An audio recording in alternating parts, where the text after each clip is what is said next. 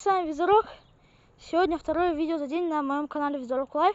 И сегодня будем проверять защиту от нашей печки самодельной. Не особо, конечно, но плевать, не в этом дело.